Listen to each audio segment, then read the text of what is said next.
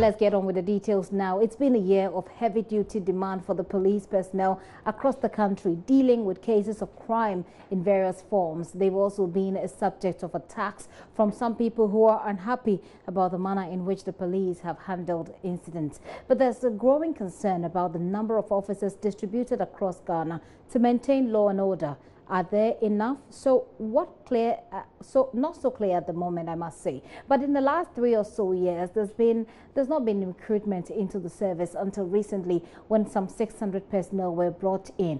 Today, there are real stories on the ground. We'll take you to 2 regions, the Bonahafu region, where Mohammed Nuruddin reports that only 4 officers have been put in charge of 20 communities. After that report, we'll also bring you the situation in the Upper West region. Let's take you now to the Upper West region. Something like bulletproof you don't have. We have only one raffle here. 4 men with yes communities. Yes, we have bank 2 here. So assuming if one is going to the bank and that person takes the raffle to the bank, what has left here? Nothing has left here. So assuming if people come to attack the police station, nobody is going to rescue anybody. So the only thing we can do is to surrender to the people for them to come and do whatever they want to do. That's it. This is the Zabrama police station. It is a rented facility which has been used for years. These 2 posts have stood here for years with no service or national flags hanging on them. Land cannot be an issue if the police administration wants to build its own duty post. In fact, land could be made available for free. This, however, is what personnel here have. The charge office and cells are not in the best of shapes. The situation exposes the police personnel to persistent attack from armed residents. Effecting arrest on reported crime in these communities is a Herculean task due to lack of logistics. So I ask, what do these officers do when armed robbery and other criminal activity come to their attention? They vow to protect life and property despite the challenges in an unfriendly environment. Attacked by the people they are supposed to protect, perhaps, is the last thing they can anticipate. People have come to attack the police station almost about 4 times, and when they were coming to, they were with their local guns. So with a whole 4 policemen here with 1 gun, Master, sometimes... So what happened when they came to attack you? The only thing we can do is to find a means of calming them down. Because if you provoke them, you don't know what can happen to you, because the moment that they are having the raffles and those things, they will overpower you. So the best thing we do is to find a means of sometimes calming them down. Then we plead to them for them to go, so that we find a means of solving the problem which leads them to come to the area. There hasn't been any case where you are able to effect any arrest of armed robbers or anything? For that one there, no, because though we have been informed of such issue before, but we have been informed about such issue before, but the time that we reach there, then they have absconded, and we cannot trace them because of the means that we can use to either trace them quickly or go to the scene quickly, because there's no logistics and anything that we can use to trace them. We'll be going to the scene, then they will be absconded. The police personnel say repeated plea to relevant authorities to beef up their force and logistics has brought no good news. We will plead to the IGP and the president that the new recruits who are coming out, here is not a punishment zone as people have been perceiving. So we plead to them that they should bring more men here and more logistics, so that the policing here will be strengthened and the community too will be safe. Yes. In the midst of seeming unwavering commitment to nation, their very lives are exposed to danger every minute. Mahmoud Mohammed Nuruddin reporting.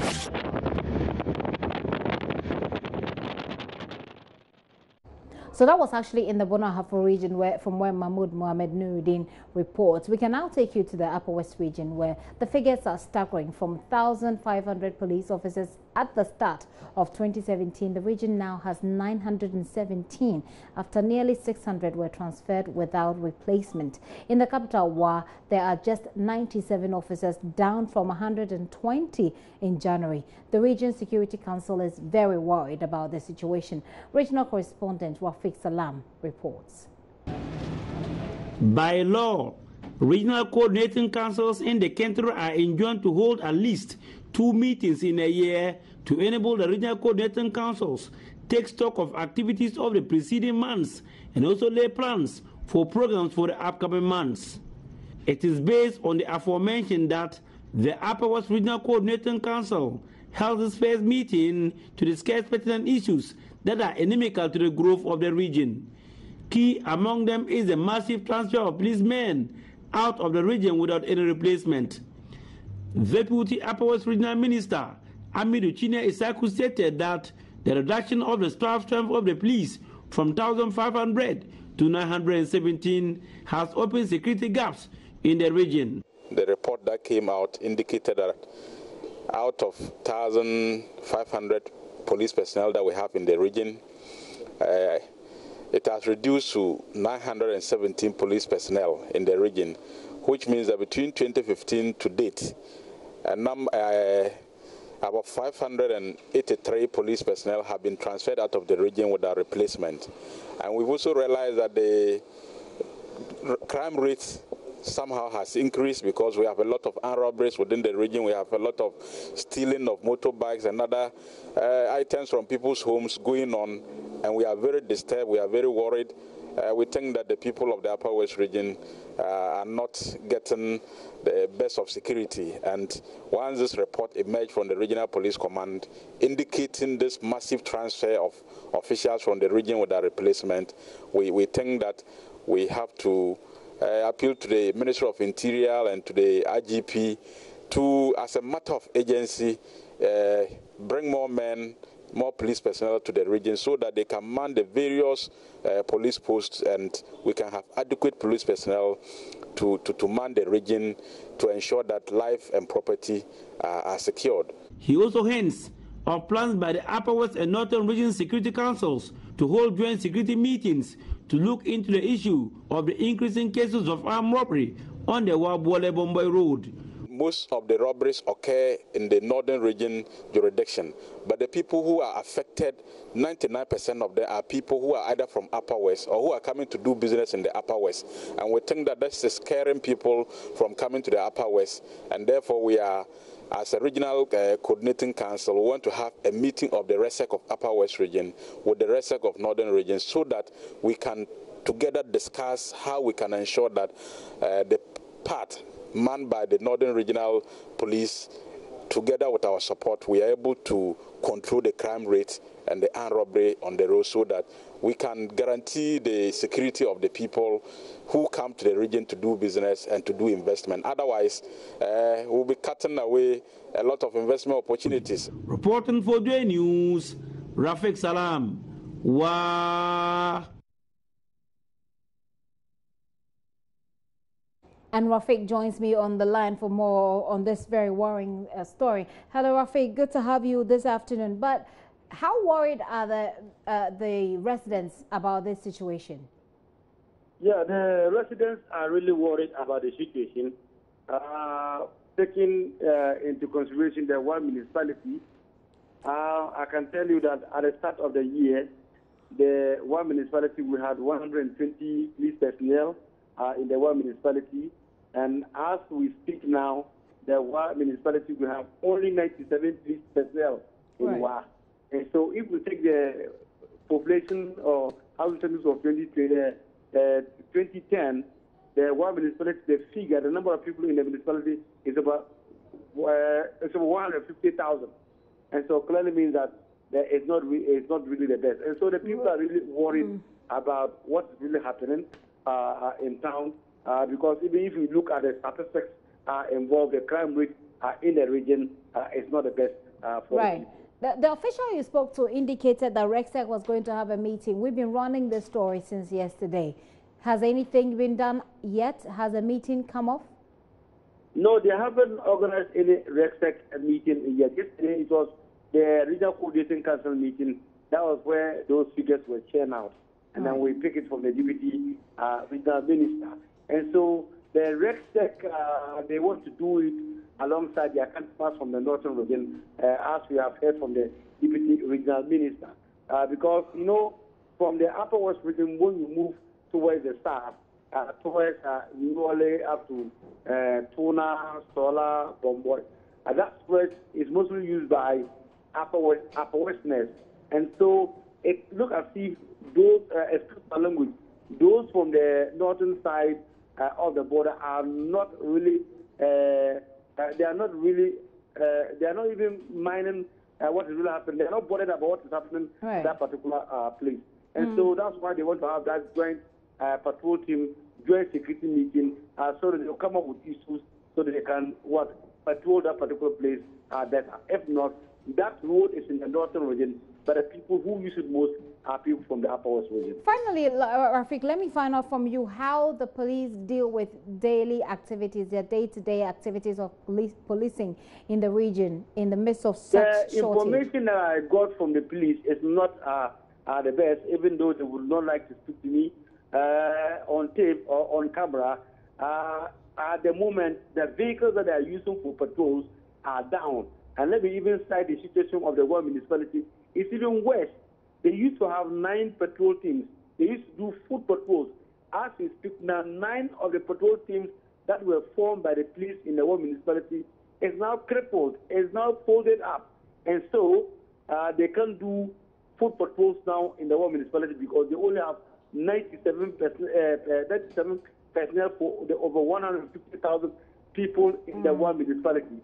Right. Another serious thing for police in the one municipality or the Upper West region is that they don't have fuel to put on these vehicles if the vehicles are even available.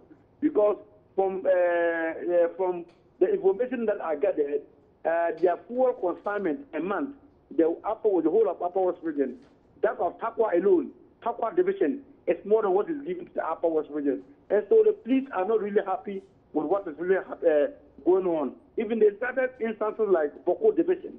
Boko division, the petrol or the fuel consignment that they give them a month is more than the Upper West region. And so the police are not really happy with what is going on. They don't have vehicles, they don't have the personnel, and they don't have the resources to man or to do whatever activity that they are. So in that case, what do? They do nothing, or they just sit in their office and wait for perhaps some. The office they are supposed to be at the office at the moment because around January or like last year, you could see several policemen who are seated in front of the police station in case of any emergency they could be called. Right now, if you go to the police station, they are not there. The people are not there. I can even tell you that just last month, a whole house that was hired by the police, a quarters for them to use, a whole house was transferred. And nobody was in that house. Hold on, the house was what? Say that again. Was transferred. It was what? Nobody was in that particular house. Oh, there was nobody in the house? Yes, because from January up to about July, all the people were transferred. I see. Okay, well, Rafik, that's a very serious situation, and we'll be getting some more analysis on this. Thank you very much for bringing us up to speed on what's happening in your region. Rafik Salam corresponds for us from the Upper West region. We can now go over the line again and speak with Mahmoud Muhammad Nuruddin, who brought us that report from the Bunafo region. Hello, Mahmoud. Rafik has just been telling us what's happening in the Upper West region as far as the police there is concerned. What we understand is that they just sit at the office or sometimes are hardly at the office. How do the police in the Bunafo region from the Zamrama community there deal with the situation? What do they do on a daily basis? Well, what they do is that, I think, like the man I had an interview said, they have only one raffle, and that means that if one of them takes the raffle to a rural bank in the community, there wouldn't be any weapon around for them to police the area or man the area and the communities in that particular, area. And so what they do is, if there is a reported case, armed robbery case or any crime, they wait till the person returns from the bank before they can pursue that case. There are instances where they do not have to even go at all because they have no vehicle and they fear that they will put their lives in danger because they don't even have a single bulletproof to go there. So most of the times they hear a lot of cases, armed robbery cases in some of the communities along the roads from Kintampo to Jabarma, but they wouldn't be able to pursue the case. They wouldn't be able to pursue the armed robbers or the criminals. Mahmoud, if you could reposition a little bit, it appears there's a bit of distortion in the sound we're getting from your end. Can you reposition and let's try and do this again? Can you hear me now? Yes, let's try again. What I'm saying is that anytime there is a reported case of armed robbery or any criminal act in the community, the four policemen cannot pursue it because they do not have a vehicle, and the only weapon they have is supposed to serve the community and bank in the area. And so if one of them takes the weapon to the bank, it means they would have to wait till the person returns before they can go and pursue that case. And in so many instances, they just allow the case to go. They just allow the criminals to go because they cannot go there because there's no vehicle, the road is no good, and they don't even have a single bulletproof to go there to pursue the armed robber. So this is, how four policemen have found themselves in that community. They can't do anything according to what they told me when I had the interview. They cannot do anything. They have no logistics, and that is actually giving them a lot of challenge. You've mentioned challenges in the area. You've mentioned armed robbery quite prominently in your report. But apart from armed robbery, what other issues are some of the rampant daily security issues that the police there deal with or that confront them? Well, they mentioned that these are farming communities, and they are saying that their major problem is the armed robbery. The major problem is the armed robbery. And they're more concerned about that. And they think that if they have more men, they have more logistics, they will be able to handle that case. Aside that, they are not too much challenge that they face in the community. This is the major one they are so much concerned about. Okay. All right. Thank you very much, Mahmoud Mohammed Nuruddin, with that update on that report that he filed from the Bunahafo region. Let's go over to the Upper West region again and speak with the Deputy Regional Minister, Amidu Chinya Isahaku. Sir, thank you very much for your time here on The Pulse. This situation is obviously not new to you, even though our reports may have highlighted it a little bit. What have you been doing about the situation since you've been in office? Well, thank you very much, and let me say good afternoon to the listeners of your station. Since we've been in office, the regional minister has called. We had two RESEC meetings, or to have a meeting with security chiefs and some important stakeholders to discuss how we can ensure that the security of the people in the region is guaranteed. And some important decisions have been taken from those two meetings and are being implemented. But as you know, issues of security is not everything you can put out. But I can assure you and tell all listeners that as Regional Coordinating Council, we've not been sitting quiet. All right. Well, there are some issues. There are some security issues that you may not be able to put out in the media or put out there in the public. But the public that you're protecting need to be assured that they are being protected indeed. And just you saying that, be assured, is obviously not enough. How much more information can you give us that doesn't jeopardize security, but still gives the people of the Upper West region the assurance, concrete assurance, not just by your word, that they are protected?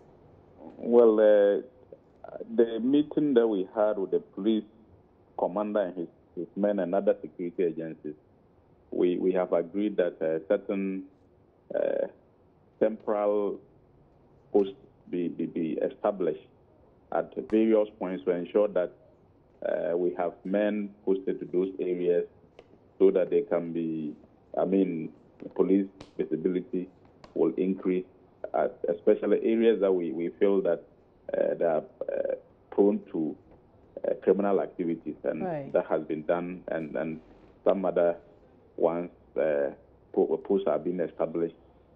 Then also, we've also agreed with the district assemblies to find ways of, because one of the major issues the police they have is with means of transport and fuel to carry out their activities. So we have deals with the various district assemblies to see how they can support the various district police stations so that they can do their regular runs and ensure that criminal activities are reduced to the barest minimum. So but what? In fact, the major concern that is coming from the police command, regional command, is the fact that their personnel have been reduced drastically between 2015 to date. And you know, in all these matters, it is the human beings who are within the service who should be available to perform their rightful duties. Unfortunately, between 2015 to date, their trend has been reduced from about 1,500 to 917, which means that we have about as many as 583 police personnel have been transferred out of the region without replacement, and it has been a source of worry to and I was just going to ask you whether there has been any preparation to replace those police personnel who have been transferred. Yes, when the report came to my boss, the regional minister, he's spoken with the Minister for Interior and has also spoken with the somebody at the IGP's office. But we want to follow up with an official letter indicating the situation. But verbally, we have made a case at the Ministry of Interior and the IGP's office. But we want to follow up with a formal letter so that the situation can be reversed. Do you personally feel secured? Well, my sister, once you have regular armed robbery situations occurring, you can never tell. Because we also travel around. We travel across various parts of the region, and so you can never tell when something will happen. So I think if there are security concerns, everybody within the region must be concerned, including me and the regional minister. Because you do have a police. You do have a policeman around you all the time, guarding you, don't you? Well, at my personal level, I have a bodyguard, but I think that if there are issues of insecurity and robberies on the road, having a policeman will not be enough to prevent if they strike on me. So I think we just need to work to ensure that we get rid of these criminals in the region, and everybody's security can be guaranteed. Okay. What one word, and I'm ending your conversation, my conversation with you, sir. What one word or one sentence would you be able to tell the people of Upper West region who are listening to you right now that you believe will make them sleep at night? I didn't get the question. What can you tell the people of Upper West region who are probably watching us at the moment who don't feel secured? What is it that you're telling them that should make them feel secure so that they can sleep well at night?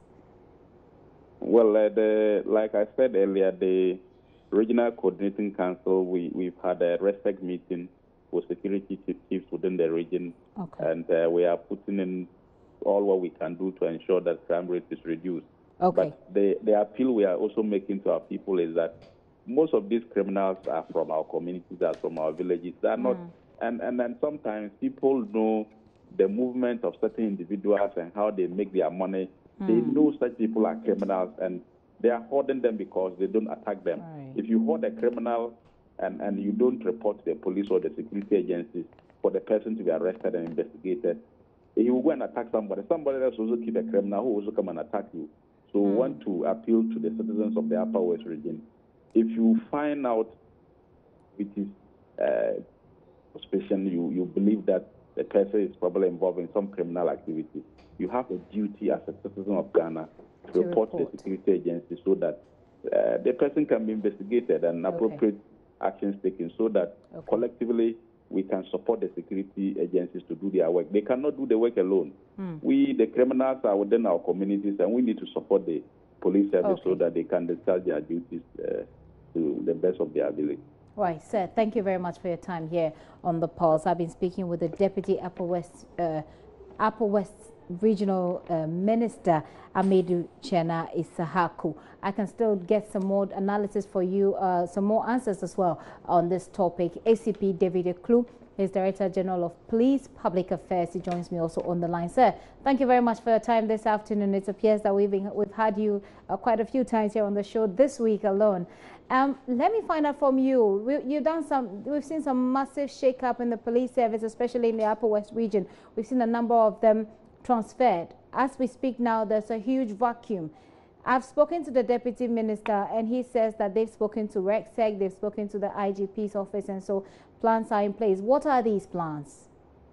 Let me indicate that we are aware of the manpower shortage in the three northern regions and as well as other regions, basically because we have not been able to meet the police population ratio as per the UN standards. But we are seriously making efforts to fill in that gap to some extent. Currently, we have over 3,000 police recruits who have passed out as fresh constables, and by next week, some of them will be on their way to beef up the strength in the three northern regions, especially Upper West region, where we seem to be recording the robberies. Right. Are we looking at next week, say Monday, Tuesday, Wednesday? Which of the days in next week are you referring to, sir? Yeah, preparations are always almost far advanced, and from next week, from Monday, movement should start towards Upper East region and other regions for the fresh constables who are going, and also we are also evacuating those who are pending transfer to the regions to go and beef up the strength. So we hope that within the coming weeks, the situation should improve. Another issue that has come up from our reports about the police, the situation about the police, is that, for example, in the Bono region where we just played a report, there is vast land for the police, but the facilities in which they are operating, their offices, their homes. And I personally did a story in somewhere in 2009, and the situation doesn't seem to have changed much. The facilities in which the police operate from and live, nothing to write home about. Is there any plan for that as well? Infrastructure progress, in the police service? Of course, yes. Apart from the human resource, we are also looking at the facilities that we have. And if you've been following the news bits and pieces, the IGP is embarking on a major transformation agenda. And one of the areas that we are looking at is police welfare in terms of the facilities that are available.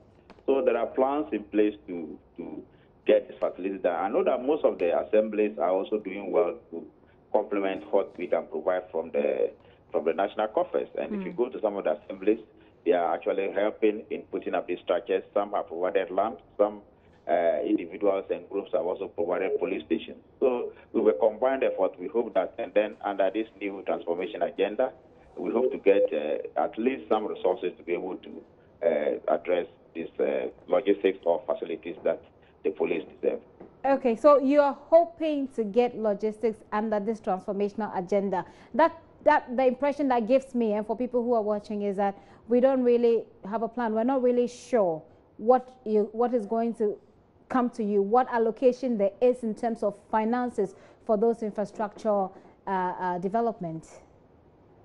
The difference that we are making is that we have set up realistic targets, and we have also identified sources of funding that we should be able to meet this target. So what we are doing is that we are not just hoping, but we are working against the specific targets that we have set under the transformation agenda. Okay, can you please tell us some of the targets? What is this targets that you refer to? A bit more. One of the targets that we mentioned is that to reduce the police population, public population ratio. Currently, we are about 1:840, and we want to reduce it further to get close to the UN standards of 1:500.